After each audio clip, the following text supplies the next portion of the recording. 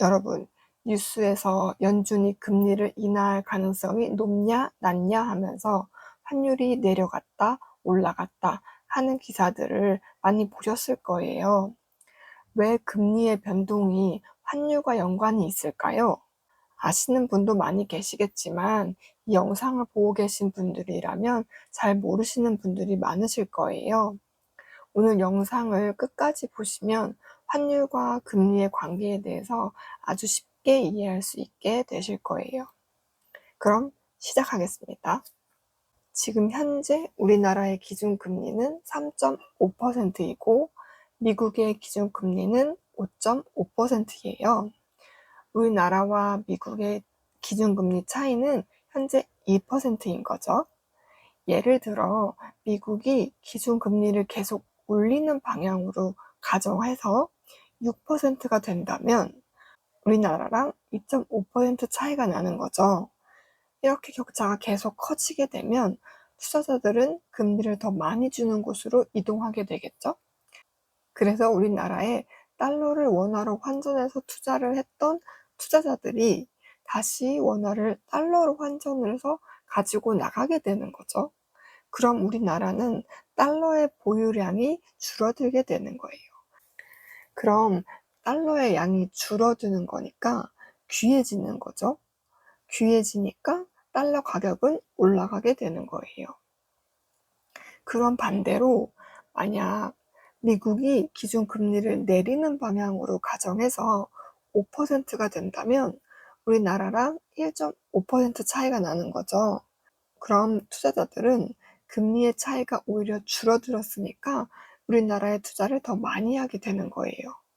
그럼 우리나라에 투자를 하려면 달러를 원화로 환전해서 투자를 해야 하니까 우리나라는 달러의 보유량이 많아지게 되겠죠?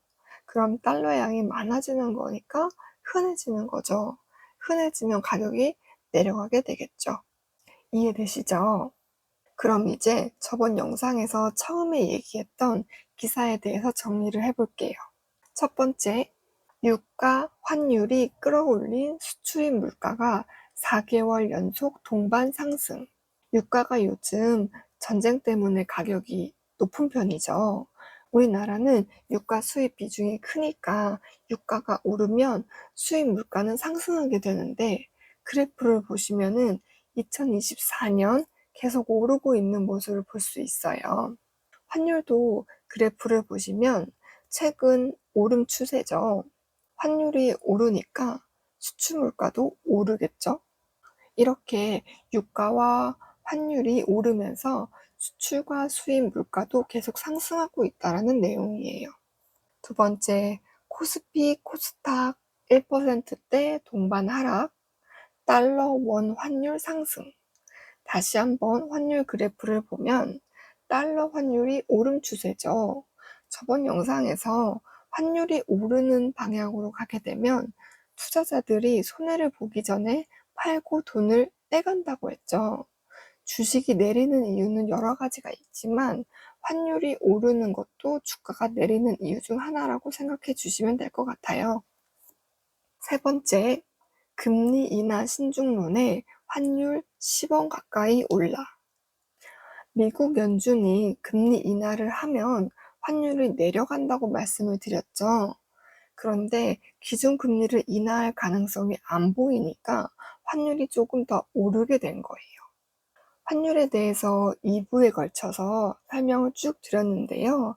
나름 최대한 쉬운 단어로 이해하기 쉽게 설명을 드리려고 노력을 했는데 이해가 잘 되셨나요?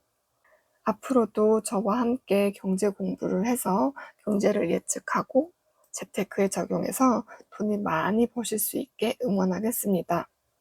그럼 우린 또 다음 영상에서 만나요. 안녕.